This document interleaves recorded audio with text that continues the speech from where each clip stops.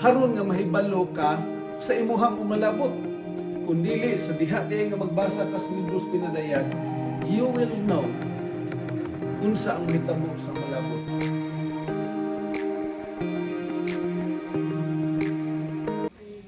So, hindi mga kabuntagon, niya sa ato ang pagtuon mahitungod sa Book of Daniel.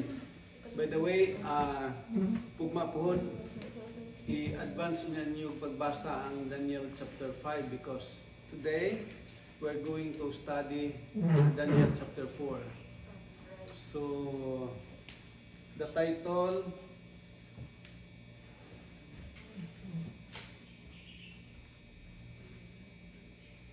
sa to ang study ron is From Pride to Humility. So, usa sa mga hinungdan nga di na to mabatnan ang kapasayloan sa Ginoo tungod sa to ang pride. So, usa sad nga nahulog ang yawa dinhi ni mga kalibutan tungod niining garbo. Gani mao na usa sa to ang sentro sa ato ang pagtuon karon. So, atong mahibaw-an nga si Daniel, this time again, na siya sa gingharian sa Babylonia. Unya, atong natun-an nga ang Daniel chapter 2, naghisgot kini mahitungod sa damgo sa king, nga si King Nebuchadnezzar. And also this chapter 4, nagsulti ni siya sa ikaduha nga damgo ni King Nebuchadnezzar. Apan, aning higayon na, ang topic mao nga, wala nahimo nga na trouble ang hari apan siya nahimo nga na trouble unsa ang Ginoo nga gihatag kaniya nga mensahe. Tungod kay this time, si Nebuchadnezzar sa dihang nagdamgo siya sa chapter 2 sa Daniel, si King Nebuchadnezzar nakalimot siya sa damgo. Ug mao na nakapahasol niya. But in this chapter 4, wala siya nakalimot sa iyang damgo. Ug sa diha nga wa siya nakalimot sa iyang damgo, wa siya nahasol ni apan gusto lang niya mahibaw-an ang kahulugan tungod kay sa ako nang gikaingon kung naa sila yung mga damgo, kining mga manggialamon sa Babylonia, nag-study sila mahitungod sa mga damgo. Ug naa sila giandam nga mga kahulugan sa mga damgo. But kining mao nga damgo, tungod kay wala ni nila na studyhi unsay kahulugan ining mao damgo, tungod kay this is strange dream of King Nebuchadnezzar. So, wa pud ni ibaw sa mga manggialamon o mga magicians, mga mulo manalang na diha sa Babylonia, unsay kahulugan ini nga damgo, tungod kay wa sila nakasugamak ni ining klasihas damgo. Mintag ang damgo ani mahitungod ras bitin nga nakita ni King Nebuchadnezzar kay makaingon sila, "King, naay magbudhi nimo." Or moingon ba ka nga nagdamgo si King og tae kay na sila giandam na nga tubag basta tae gali kwarta. Ha? So, pag kini mga damgo, dili mahitungod ni ana. Dili ni anang gi-prepare nila nga mga interpretations damgo nga ilahang natunan. Mao nga nobody interpret the dream. So, atong mahibaw-an nga ang Dios nagid siya kahingawa sa kaluwasan sa matag usa. Gani dili lamang sa mga katawhan sa Israel ang iyahang gikabalak-an kundi ngadto kang King Nebuchadnezzar. I think and mao sad ni ang pagbati sa Ginoo nga dili lang selected ang iyahang paghigugma sa grupo sa usa ka tawo apan siya anaay pagbati sa bisan kinsa nga tribo sa katawhan. Ang Israel ra gyud nagbati nga ilaha ra gyud kaluwasan, ilaha ra gyud sila ra gyud nay tinuod nga Dios ug kini nga Dios ilang gilagaran, sila ra gyud ilhon nga katawhan. Ang uban nga mga tawo dili ilhon sa ilahang Ginoo. Nasipyat gid sila. Tungod kay ang history sa balaang kasulatan, bisan gali ang Ninive nga kontra sa Israel, gihigugma man sa Dios. Gipadalaan man niya, gisugo man niya si kaning Jonah sa paghatag og warning aning mao nga mga tao haron nga dili malaglag. Og sa diha nga naminaw sila sa badlong sa Ginoo ngadto nila, naminaw sila sa gisulti ni Jonah ngadto nila, ug naghinulsol sila sa mga sala, wala malaglag ang Ninive. Inana ang paghigugma sa Ginoo sa tanang katawhan. That is why in John 3:16 nagingon, for God so loved the world. Wala siya, for God so loved the Jews. Kundi the world. Meaning, tibuok kalibutan, nahigugma siya, dili ang kalibutan ang iyang gihugma, apan ang nagpuyo sa kalibutan, diin ikaw gako. Mao na iyang paghigugma sa tao. Gani, we're going to study unsa ang gikinahanglan ni King Nebuchadnezzar o unsa nga king ang iyahang nahibaw-an ug kinsa siya. Now, atong nahibaw-an nga si king nagkinahanglan niini. Yan ang mao nga damgo ni chapter 4 sa Daniel. Ania diha niya nang mao nga panahon si King Nebuchadnezzar gihatagan na siya warning sa Ginoo. Gihatagan na siya nga after you king na ay sunod nga kingdom nga musunod diha kanimo. Sa ako nang gikaingon, iyang gilig-on ang iyang gingharian, iyang gi-organize ang tanan niya nga mga sundalo para nga dili gyud matuman kining mao nga tagna ngadto niya. Ug iyahang gihimo ang kutob sa iyahang kusog nga maprotektahan ang iyang gingharian. Apan nianang mao nga panahon sa diha nga natulog si King Nebuchadnezzar, naa siya'y damgo nga nakapadisturbo ngadto kaniya. Ug sa diha nga siya kaning na damgo siya niini, dili pariha sa chapter 2 apan kining mao nga damgo iyang nahinumduman apan wa lay maka-interpret. So again, gitawag niya si Daniel. Ug sa diha nga gitawag niya si Daniel tungod kay iya hamang nahinumduman nga si Daniel makahimo gyud sa pagsulti sa damgo nga iyahang gidamgo. Ug unsay kahulugan niya na yun siya, don't worry about sa akong gidamgo. In fact, siya mo'y ning sulti sa iyahang damgo ngadto kang Daniel. Ang iyang damgo mao nga damgo siya dako kay kahoy. Ug kining mao nga kahoy hingabot didto sa langit. Mao na yang nakita, grabe gyud kadako. Ug kining mao nga kahoy nahimong pulianan sa mga mananap, sa mga kalanggaman, ug magakaon sa bunga gikan niining mao nga kahoy. Apan suddenly sa iyahang damgo ana ay magbalantay nga gitawag og Holy One. Nag-order nga kinahanglan putlo ning mao nga kahoy.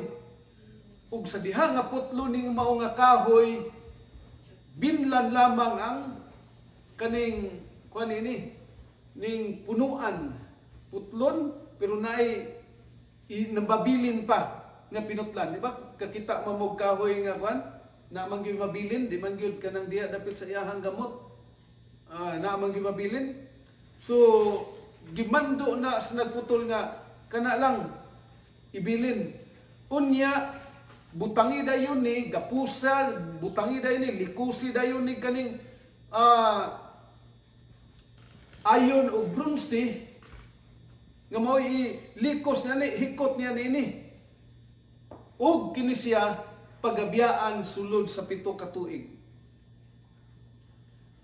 Ug nianang mao nga panahon sa diha nga gisulti na niya ngadto kang Daniel, si Daniel nahimo nga kaning wala nakasulti dahil naamang siya.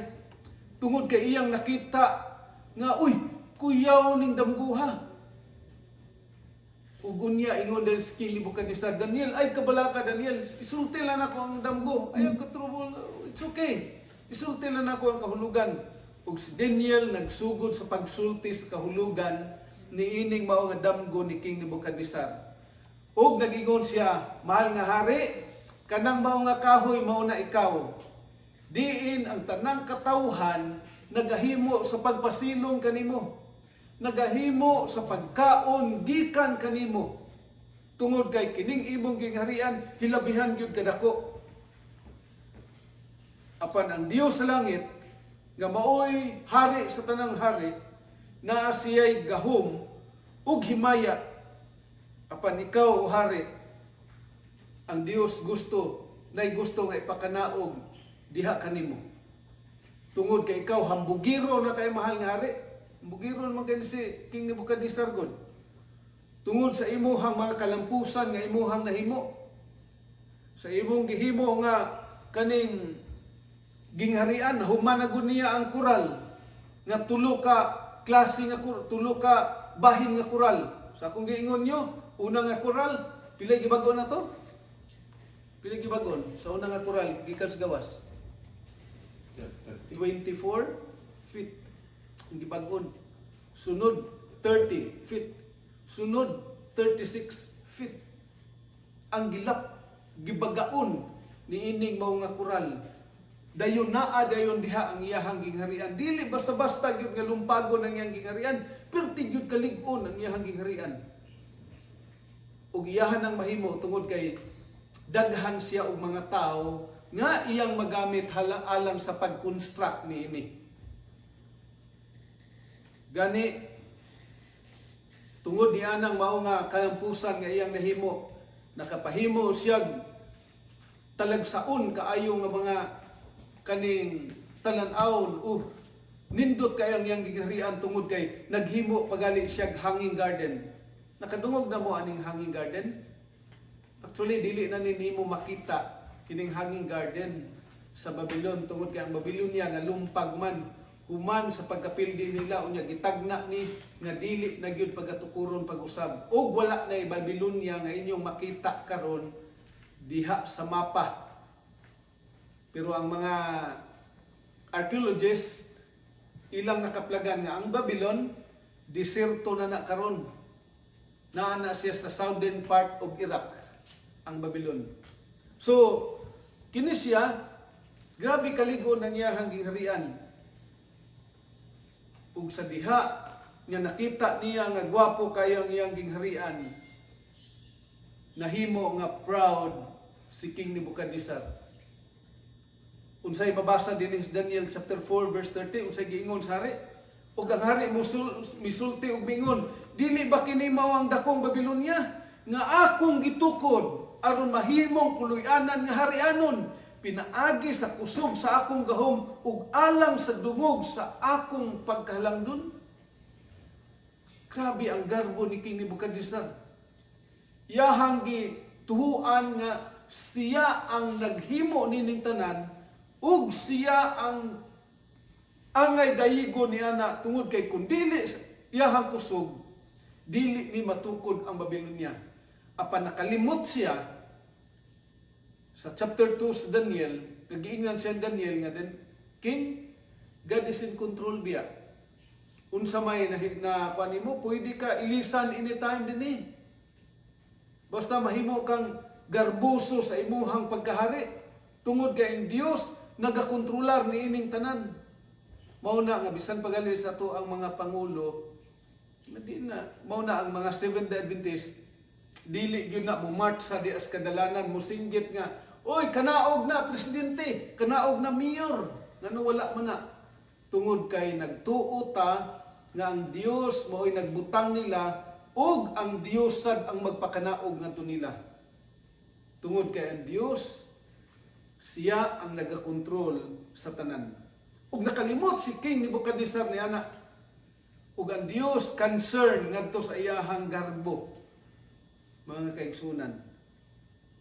Gani sa diha nga kini si Hari Nebuchadnezzar, nakahimo siya nga kining garbuso siya siyang kaugalingon. Ang Dios naghimo, naglatos ngadto kaniya tungod sa iyahang garbo nga iyahang gihimo. Sa diha nga nang hambog siya, di ba ako may nakapahimo ani? Ug nahitabo nga ang Dios nagahimo sa pagpakanaog kaniya gikan sa iyahang gingharian. Ug unsa ang paagis pagpakanaog ni King Nebuchadnezzar ngadto niya? Gihimo siya nga daw animal. Matud pa sa kining kuan nagsakit siya ug ang iyang sakit gitawag og lycanthropy. Nga kining mao nga klase nga sakit, ang masakit ani naguna-huna siya nga siya mananap ug mag-act siya, magsugod siya sa pagbuhat ingon nga siya mananap.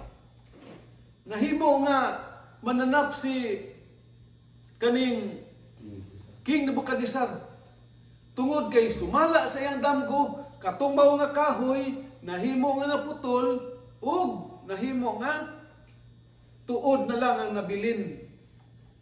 Unya ang pag-interpret ni Daniel, ingon si Daniel, ikaw na mahal nga hari kanang kahoy, pagaputlon ka, unya sa diha nga putlon ang imuhang gingharian may gani napay tuod, napay ibilin pa. Diha nimo ug sulod sa 7 ka mga katuigan hangtod nga imong ma-recognisar nga ang Dios mao'y naghatag nimo niana mao nga gahom una pa mo balik ug maulian ka gikan sa imuhang sakit. Ug si King Nebuchadnezzar nagsakit niining klasiha sa sakit ngadto niya. Gani for 7 years nagsakit siya niana hangtod nga gibalik sa Dios ang iyahang panumduman ug sa diha nga gibalik kini sa Dios tungod kay gusto sa Dios nga eksitahon niya nga ang nagrule sa iyahang kingdom ug naghari niining mao nga kalibutan kung kinsa man ang hari, ang Dios maoy nagkontrolar ni ana ug siya ang tinuod nga naghimo nagpalingkod diha kanimo. Ug sa diha nga nahimo na narekognisar na ni King Nebuchadnezzar, iyang nadawat ang authority sa Ginoo diha sa iyahang pagka-Dios. Si King Nebuchadnezzar naayo sa diha nga mi-recognize siya sa Ginoo. Ug nagpromise siya nga siya magapabilin nga ang iyahang gingharian magapabilin sulod sa 7 ka mga katuigan. Gani atong mahibaw-an nga gikinahanglan nga atong i-acknowledge usab ug dawaton na to usab unsa ang Dios nga nag-rule sa atong kinabuhi tungod kay siya ang nagakontrolar sa ato ang tagsa-tagsa ka mga kinabuhi. Muna nga kining mao nga istorya ni King Nebuchadnezzar, kining mao nga bahin atong ma-apply sa atong kaugalingon ba? Kaya kinahanglan i-acknowledge gyud nato ang Ginoo sa atong tagsa-tagsa ka mga kinabuhi. Every morning to acknowledge Him, pinaagi sa atong pag-ampo, pagpasalamat sa Ginoo tungod sa iyahang kaayo nato ug pagtuon sa iyahang mga pulong. Ug mauna ang ato ang pag-acknowledge nga siya ang Dios nga nagahimo niining tanan. Gani nagingon diha sa mao nga verse, sa gingon ani nga verse, ug maong hukom sugo man sa mga magbalantay ug sa pagpangayo pinaagi sa pulong sa mga balaan sa tuyo nga ang buhi man nagpakaila nga ang labing halangdon yamot nagadumala sa gingharian sa tao ug nagahatag nini kang kinsa na iyang hiuyunan ug nagapahaluna ni ana sa labing ubos sa mga tao. Katong magpaubos sa iyang kaugalingon, magsubmitar ngadto sa Dios, ang Dios magahimo diay sa pagpahiluna ni ana. Gani ang Dios naghatag siya sa diha nga nagdamgo si King Nebuchadnezzar ni ana. Kaning damgo ni King Nebuchadnezzar, that this is a conditional prophecy. Nganong conditional man ni nga prophecy? Tungod kay kun mutuman siya ni ining mao nga advice, dili tumadayon katong mao nga gidamgo ni King Nebuchadnezzar. Unsa man ang gitambag ni Daniel, nagpadayag sa Ginoo ngadto kaniya nga itambag niya ngadto kang hari ni Nebuchadnezzar para nga dili tumadayon tong ang iyang gingharian mahimo nga pagakuhaon niya. In verse 27 nagingon, tungod niini o hari, dawata ang akong tambag, ug putla ang imong mga sala, pinaagi sa pagkamatarong, ug lugtasa ang imong mga kadautan, pinaagi sa pagpakita, ug kaluoy sa mga kabus, kung ugaling palungtaron mo ang imong kalinaw. So ang advice Ginoo ngadto kang King Nebuchadnezzar, mao nga maghimo siya og pagbiya sa dautan. Apan it's sad to say nga nianang mao nga panahon nakalimot si Hari Nebuchadnezzar sa advice ni Daniel. Nganong gihatag ni Ginoo ngadto kang King Nebuchadnezzar? Tungod kay nasayon na higugma ang Dios ngadto kang Hari Nebuchadnezzar. Og kining kinahanglan nga damgo dili gyud kini ibaliwala ngadto sa hari, apan kinahanglan hatagan kini niya og importansya, ug dili niya balion, dili sama sa Daniel 2 nga sa diha nga kining mao nga larawan nakita niya iyang giusab kining mao nga larawan nga instead hinimo og nagkanayon nga mga materyales iyang gihimo nga lunlun bulawan haron sa pagpaila pagsumpa nga ang iyang gingharian magalas ta walay katapusan. Ug diini mao nga panahon gi-advisean siya. Unsa advice din yan? Giingon diha nga putla ang imong mga sala. Ug sa pinaagi sa pagkamatarong putla ang imong mga sala. Unsa man sad ang advice sa Ginoo nga hismatag usa kanato.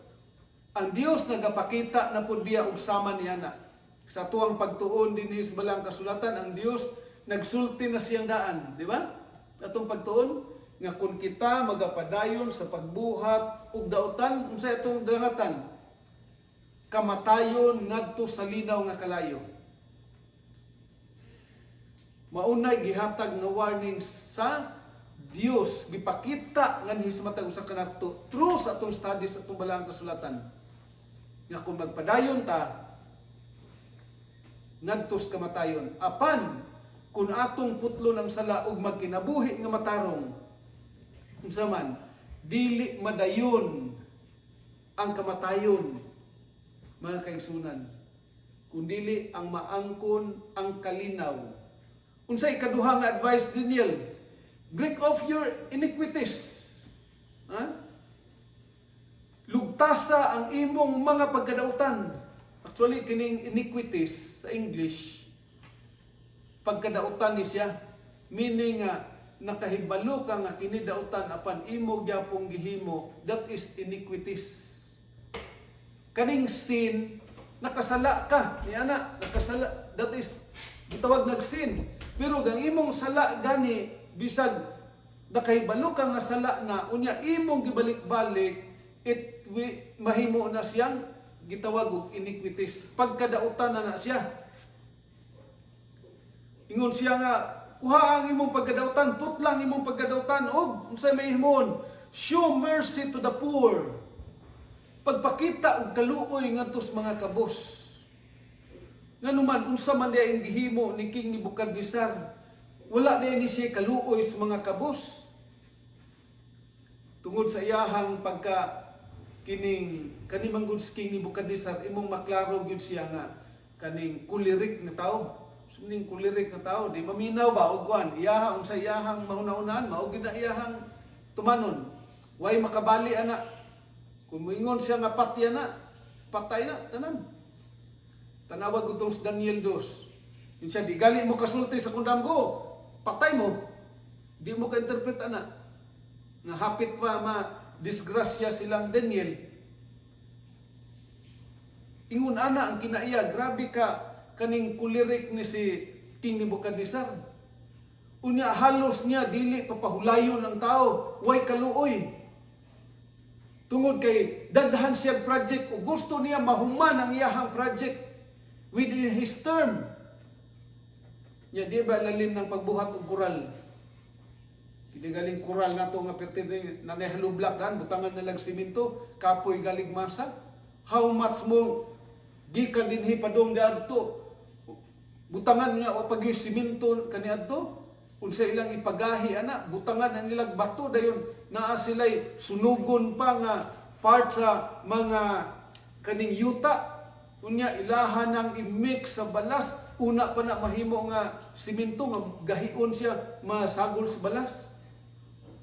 Mangita pa sila ana para mo lig-on ang iyang gingharian. And not only that, iyang gipanindot ang iyang gingharian, iya pang gihimuan, naghimo pa siya hanging garden. Sa diha nga gihimo niyang hanging garden, by the way, nganong iya ha maning gihimo ang hanging garden? Actually, gihimo ni niyang hanging garden tungod kay para ni sa iyahang asawa. Actually, daghang asawa sa King Nebuchadnezzar. Pero kining iyahang asawa na higugma siya ani, isip gasa niya sa iyahang gugma niyang higugma nga asawa nga si Amitis. Kini si Amitis, usa ni siya ka gwapa kaayo nga babae. Unya gikan ni siya, native ni siya dito sa Midya, mga Midyan. Kaning Midyan gikan na dito sa Iran. Oh. So anak ni siya sa hari sa Midya. Midyan noon, mga kaigsunan. Kini si Amitis. Unya kini si Amitis, nahigugma man gud siya, tuwa man gud siya gapuyo dito sa kining naay mga kahoy, naay mga bulak. Unya sa diha nga gidala siya sa gingharian dito sa kang King Nebuchadnezzar. Uy, pirti mang mingawa, wa man siya makita nga bulak, wa siya makita ang kahoy. Lonely kay siya, sige siya ginuktok. Ingon siya ang King Nebuchadnezzar, ngano sige magulanon man ka? Ngano na homesick man ka? Siya nga gusto kog bulak, gusto kog mga kahoy, kidaghang kahoy sa mo, kundi gali ko nimo tagaan ana. Muli lang kus balay. Ang gihimo ni King Nebuchadnezzar, nagpa-construct siya hanging garden. Ibabaw gyud, hanging god. Oh. Diya sa gingharian nga, nigtanaw ni Amitis, makita din niya ang mga kahoy nga murag naapod siya sa kalasangan. Mao gani na recording hanging garden sa 7 Wonders of the World. Tungod sa kaning engineering, giunsa paghimo kining mao nga talagsaon nga kaning hanging garden. Mga kaigsunan, iyahan ning gihimo tungod sa iyahang gugma kang Amitis. Ug sa diha nga iyahan ning gihimo mga kaigsuonan, ang iyahang mga servant nga naghimo ani nagpasingot in taon ug ginadaog-daog ni King Nebuchadnezzar. Nganong gidaog-daog man, di papahulayon.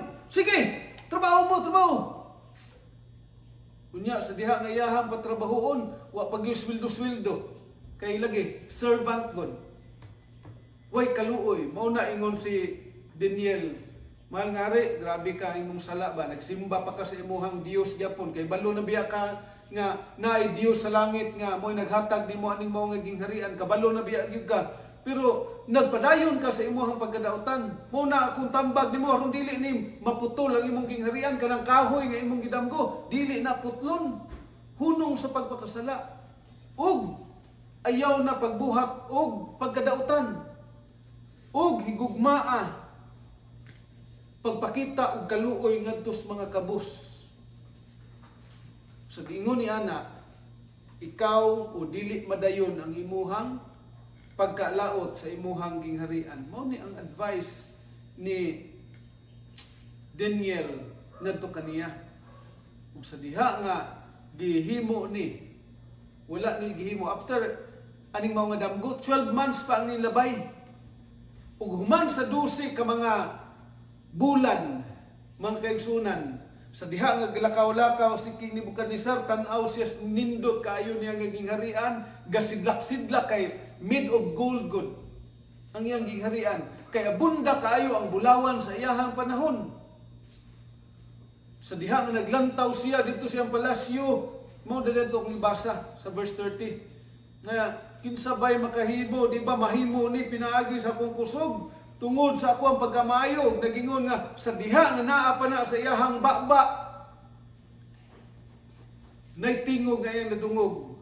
Ug anang panahon na si King Nebuchadnezzar nagsakit. Ug ang iyang sakit, ang iyang pagbati nga siya iro, leon, tigre, ingon ana daw mananap siya ang iyang pagtuo siyang kaugalingon. And for 7 years, siya nagbalatian ug sama niya na. Apan sa diha nga si King Nebuchadnezzar in chapter 4 sa and verse 34 na ingon, ug sa katapusan sa mga adlaw ako si Nebuchadnezzar miyahat sa akong mga mata paingon sa langit, ug ang akong salabutan nahiuli kanako, ug gihimaya ko ang halangdon yamot, ug gidayeg ko ug gipasidunggan ko siya nga buhi sa walay katapusan, kay ang iyang dominyo mao ang walay katapusan nga pagmando, ug ang iyang gingharian gikan sa kaliwatan ngadto sa kaliwatan. Nakahinulsol si King Nebuchadnezzar after 7 years. Actually kining pagyahat nimo sa imong mga mata gitawag ni siya na ay paglantaw nimo sa unahan. Abi ninyo mas nindot biya nga naa sabday panahon sa kagabihon nga mutan-aw ganita kita nga naa dinhi sa syudad bisan gani akong mga anak diha sila maka-appreciate sa kanindot sa kaning langit sa diha nga moadto mig bukid nga walay kuryente. Magtan-aw dayon sila dito sa langit. Pagkanindot day kayong langit, no? Daghan kayong star. Hayag man day kaayo kay naay moon. Pero kung naa gali sa syudad, dili ka kanutis, di ka kahangad sa langit. Nga naman, ang tao sige lang tan-aw diri, tan-aw sa kalibutan, mo nang makalimot nga naay Dios. Ug si King Nebuchadnezzar sa diha nga minghangad siya sa langit, iyang gi-recognize ang Dios. Gani ang paghangad sa langit, that is an act of worship. Iyang gidayeg ang Ginoo anang higayuna nga siya ang may gingharian nga walay katapusan ug nagdumala sa tanan nga mga gingharian ini mo nga kalibutan, nga ang gingharian aning kalibutan na iyang nasabtan nga lumalabay lamang. Mao na nga Dios grabe gyud ka mangilulion kang King Nebuchadnezzar. Sa diha nga yahaning nakita, ihatag niya ang panumduman ni King Nebuchadnezzar. And according to some Bible scholars, si Nebuchadnezzar na-convert gid siya nga naay Dios. After this, di na nimo makita si King Nebuchadnezzar. Gipulihan na siya sa iyahang pagkahari. Nganuman, tungod kay iyang gibati nga kun hari gyapon siya, matintal gyapon siya nga mahimo nga magpataas sa iyang kaugalingon. Nganong magpataas ng Diyos kaugalingon ng mga hari? Tungod kay ilang naandan sa mga Babylonians nga kinsa ang hari mao na ilang worshipon. Nakadto kog Thailand. Kadto ako sa Thailand, gibriefing mi sa ako ang mga kaila ingon siya magsurusuroy gali mo pastor kay karon ra ba nakadto mi ato November nya posible nga ang hari mulabay kinahanglan mo hapa gyud ka basta moagi ang hari kay sala sa ila ang pagtan-aw nimo sa naong sa hari. Ingon ana ang ilahang kan katong sa una pagyud nga kaning pagtuo ba. Mao na nga sa ilahang panahon sa Babylon, mao gyapon pag-agi sa hari hapa na sila. Di sila mutan-aw sa pansari kay ilang gihuna-huna nga kini Dios ni ang ilang pagbati sa hari. Ug kinsabay dili makagarbo ana. Tagali na tay gwapo nga cellphone, manghambog gali denta, may become proud na galita. Akong cellphone Apple. Nagalitay mga bag-o gani bag-o sapatos sanday-sanday gani dayon nato babaw. Magpapansin gyud. Bag-o na yung sapatos. So, ingunana, how much more si King Nebuchadnezzar nga siya ang kaning ginatintal siya ani. Mao na aning panahon na sa diha nga acknowledge niya nga kaning ang Dios mao gyud ang tagiya tanan. He is the everlasting King. He is the only ruler over all things. Sa diha nga nabati ni niya mga kaigsunan, iyahang giba pang iyang giharian. Ug naghatag siya ug nasabtan niya nga siya ang maghatag og tsansa sa uban. Gani sa tuwa sa tagsa ka mga kinabuhi, dili ta makaangkon og suod nga relasyon ngadto sa Dios kun naa pagyoy pagbati o connected pagyud ta nimo nga kalibutan. Ang Dios gusto nga ipaabot ngadto sa iyahang gihigog mga hari nga si King Nebuchadnezzar nga kinahanglan siya ma-disconnect ni mga kalibutan haron siya mahimo nga makaalagad ngadto sa Ginoo. Kita sad unless nga dili nato i-give up ang ato ang kaugalingon, dili punta makahimo sa pag-alagad fully ngadto sa Ginoo. Ug dili nato madawat ang iyahang authority sa atong kinabuhi. Kagahapon ako ang brother ni Pahulay sa kamatayon. Sa iyahang kaning kuan tawagan ko siyang anak nga kaning tito ang si Papa giatake man, gidala, gidras na mo padulong sa ospital. Ya pag abot dito sa ospital, ya kumusta man? 50-50. Ukir ng 50-50 nga 100 tanan. Nang 50-50 man pod nga mabuhi o patay. Basta 50-50. Lisod na ang imuhang kinabuhi. So, sa may inyuhang plano. Ilahang plano nga kaning inyuhang pa ng sakiton inyuhang amahan. Iyo pa ng kanon. Just trust sa Ginoo.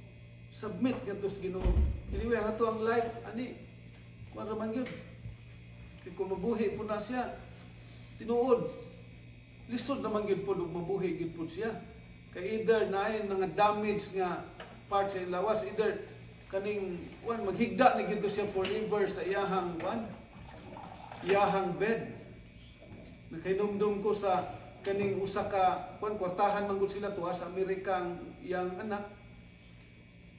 Na 5 gid ka tuig naghigda diha sa ilang balay, diha sa ilang bed, iyang bed. Ngano naka-survive, sakto mag-vitamins, sakto og kwarta, sakto og support. Nya nay kaugalingon nga nurse. Nga wa mantay no nana. Una nga tugyan na sa Ginoo. So ipaduol ang cellphone sa iyahang dalungan. Dito akong istoryahan siya. May tungod sa gugma sa Ginoo. Nga ang Dios kanunay gid siyang mudawat sa ato ang tagsa-tagsa ka mga kaugalingon bisan asa ta. Bisan tuod nga naa kaaning panahona karon, isubmit ang imong kaugalingon, itugyan ngadto sa Ginoo ang imong kinabuhi. Ug pagrepent sa imong tanan nga sala. Mo gyapon na sa tuwa tagsa-tagsa ka mga kaugalingon mga kaigsunan. Dili na to pabuton nga moabot pa ta na anang mao nga sitwasyon sa itong kinabuhi. Ini mo nga panahon atuan ang himuon ang pagginulsol o paghimo sa suod nga relasyon maayo nga koneksyon ngadto sa Ginoo. Kay siya ang magahimo sa pagdumala sa tanan nganhi sa matag usa kanato. Gani ang Dios nagapakita gyud sa iyahang kaluoy ngadto kang King Nebuchadnezzar. Not only King Nebuchadnezzar and also nganhi sa matag usa nato. In Daniel chapter 4 verse 37 ingon siya, karon ako si Nebuchadnezzar nagadaig og nagabayaw og nagapasidungog sa hari sa langit. Kinsa iyahang ipasidunggan na dili na sa iyang kaugalingon but ang hari sa langit nga mao ang Dios. It was Yahweh. It was Jehovah. Kay ang tanan niyang mga buhat kamatuoran man ug ang iyang mga dalan lunlon hustisya ug mahimo niya ang nga pagapaubson kadtong nagalakat sa pagpalabi-labi. Siya nga katong magpalabi-labi, pwede na niya paubson. Tungod kay ang Dios makahimo niya na. Gani, si Nebuchadnezzar iyahang na-recognize, i-acknowledge niya ang Dios nga siya ang nagpadayag sa tanan nga mga sekreto.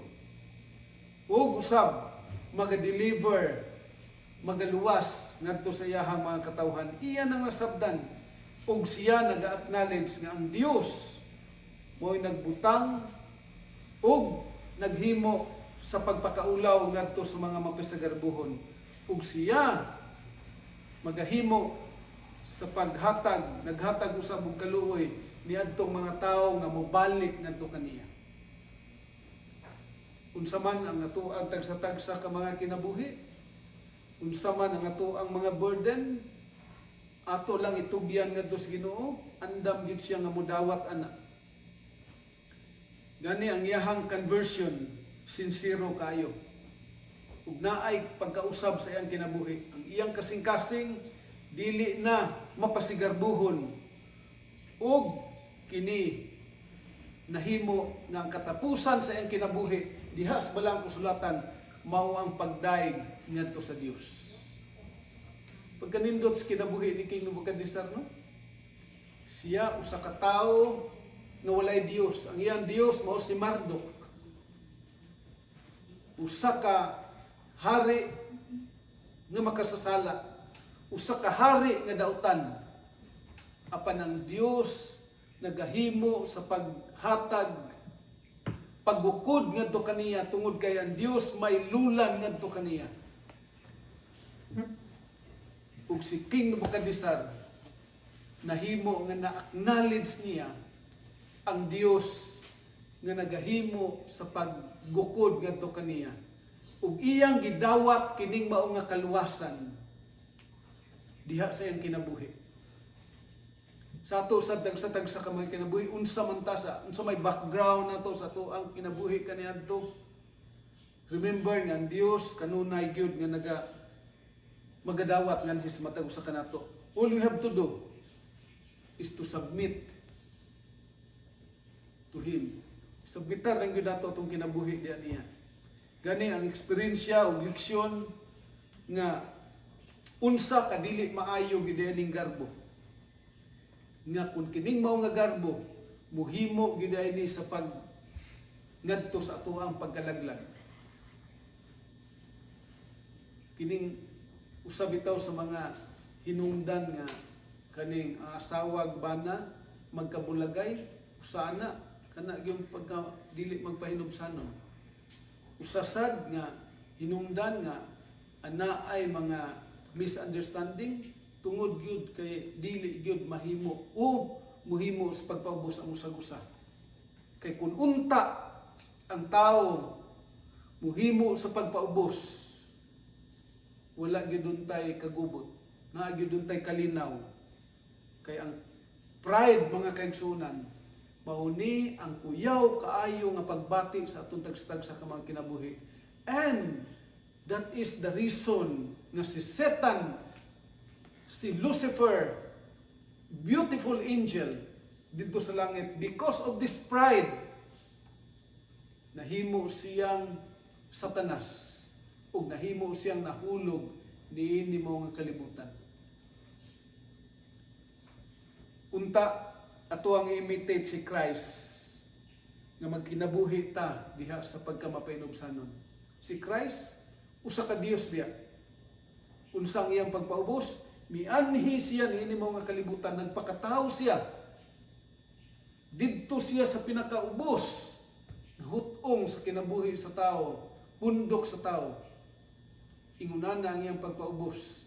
Haron nga iyahang ma-reach ang tanan nga mga tao. Sa diha nga siya mihimo niya na, siya naghatag sa iyang kinabuhi dito sa Kalbaryo sa krus. Makaulaw nga kamatayon.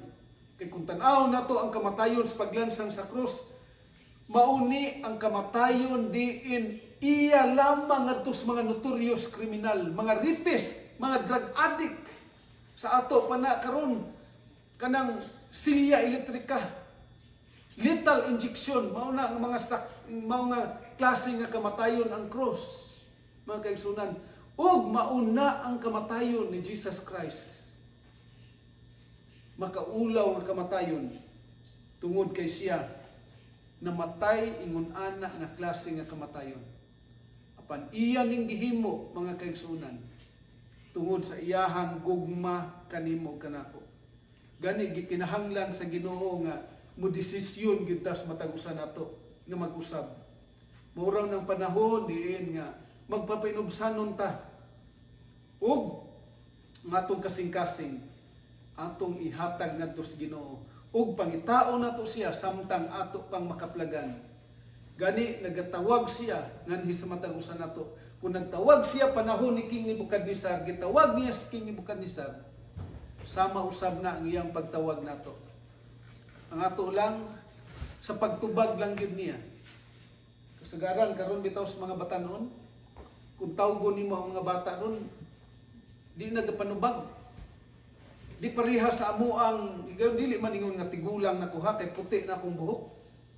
Pero dito man gud mi nagtubo sa bukid gud nga grabe ang values namo ba.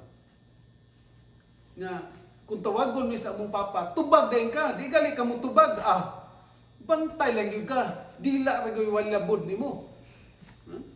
Pero dinhi karon ang mga bata akong maobserbahan, sige tawgon nimo, di gyud ka tubag. Kayo kag kagahiag yung ulo. Kung imuha pong bunalan ng mga bata, musumbong ang bata po, mapriso po ka. Muna nga, ingunana, kagahi og ulo ron mga bata.